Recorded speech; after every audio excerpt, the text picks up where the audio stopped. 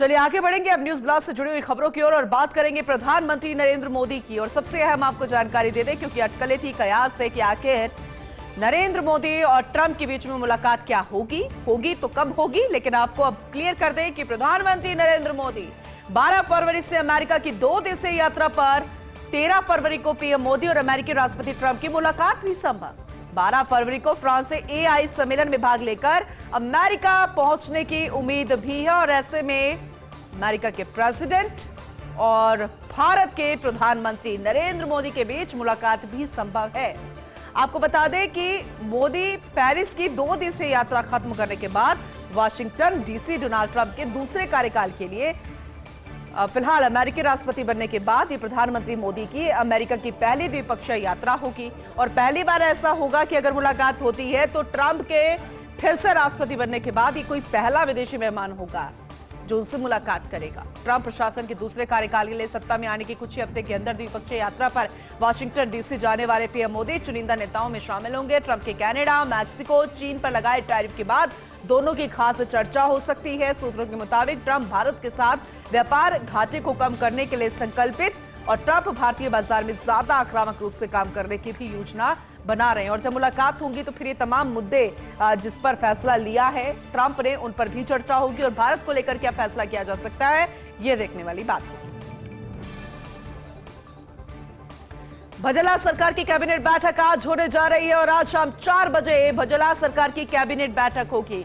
अपने आप में बेहद महत्वपूर्ण, क्योंकि बजट सत्र भी चल रहा है सदन में और ऐसे में विधानसभा में रखे जाने वाले विधायी कार्यों को लेकर विचार किया जाएगा। यह भी बेहद महत्वपूर्ण है। आपको जानकारी दे दें कि साथ ही जो मुख्य विधेयक जिसमें धर्मांतरण रोकथाम के विधेयक के प्रारूप का अनुमोदन संभव, इसे लेकर सर्कुलेशन से हो चुका है अनुमोदन।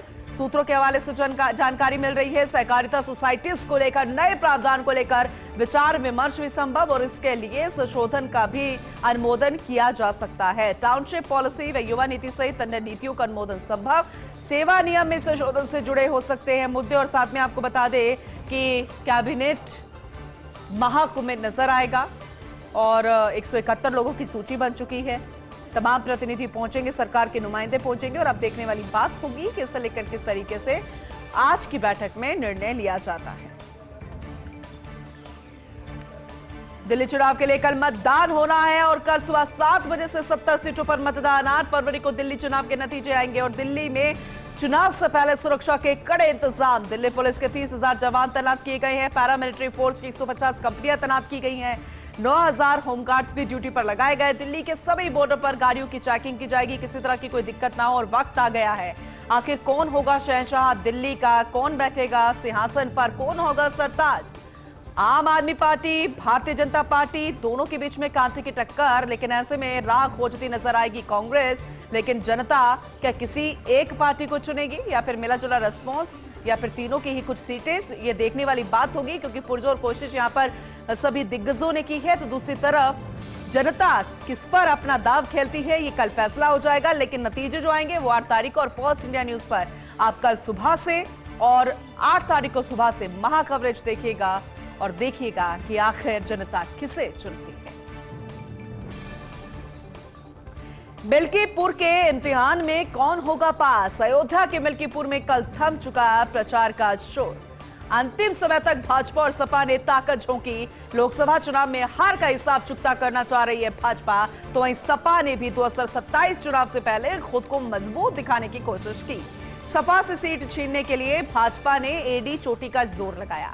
सीएम योगी और सपा प्रमुख अखिलेश ने फ्रंट में भी संभाली थी कमान। और अब दोनों ही दलों में से किसको फल मिलेगा इसका 8 फरवरी को इसका पता चलेगा। राहुल गांधी के आरोपों पर बोले फडणवीस। लोकसभा में विपक्ष के नेता राहुल गांधी ने कल लगाया था आरोप और कहा था कि महाराष्ट्र चुनाव में भाजपा ने 70 लाख नए वोटर जोड़े। लोकसभा विधानसभा चुनाव में अपनी जीती सीटों पर 70 लाख नए वोटर जोड़े थे। देवेंद्र फडणवीस ने पलटवार करते हुए कहा कि आत्मनिरीक्षण के बजाय आप बदनामी में लगे हुए हैं। महाराष्ट्र के लोग आपको इसके लिए माफ नहीं करेंगे। आप कितना भी माफी मांगे, आपकी पार्टी हार गई है। आप जनता के फैसले पर ही सवाल उठा रहे हैं। तो वहीं फडणवीस सरकार का बड़ा फैसला, महाराष्ट्र सरकार के दफ्तरों में मराठी भाषा की अनिवार्यता।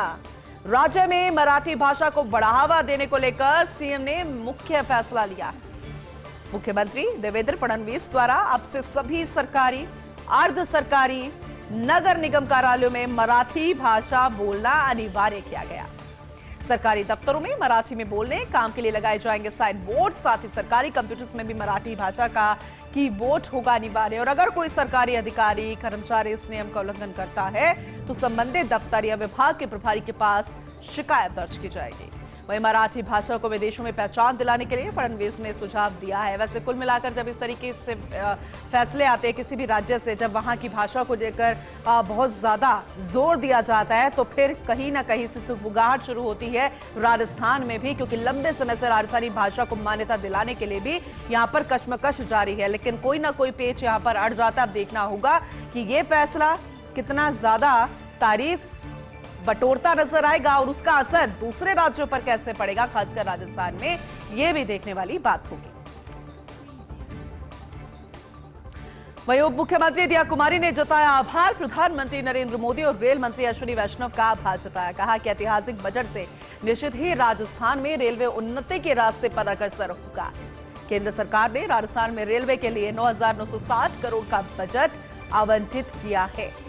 इस ऐतिहासिक रेलवे बजट से राज्य की अर्थव्यवस्था, औद्योगिक विकास और यात्री सुविधाओं को नया आयाम मिलेगा। ये बेहद महत्वपूर्ण और अपने आप में अगर आंकड़ा देखें और अगर इस पर काम होता है तो धरातल पर और ज्यादा फायदा राजस्थानियों को होता नजर आएगा। सामूहिक सूर्य नमस्कार कार्यक्रम, राज्यपाल हरिभाऊ बागड़े ने किया सूर्य नमस्कार। सूर्य सप्तमी पर 108 साधकों ने सूर्य नमस्कार किया। इससे पहले राजस्थान दूसरी बार इतिहास रच चुका है एक साथ बड़ी संख्या में सूर्य नमस्कार करके। इस अवसर पर राज्यपाल हरिभाऊ बागड़े ने कहा कि भारतीय संस्कृति से जुड़ी महान योग परंपरा सूर्य नमस्कार स्वास्थ्य के लिए वरदान है। सूर्य नमस्कार मन व शरीर दोनों को तंदुरुस्त रखता है। सूर्य नमस्कार मनुष्य के अंदर की ऊर्जा का संधान कर तन और मन को स्वस्थ रखता है।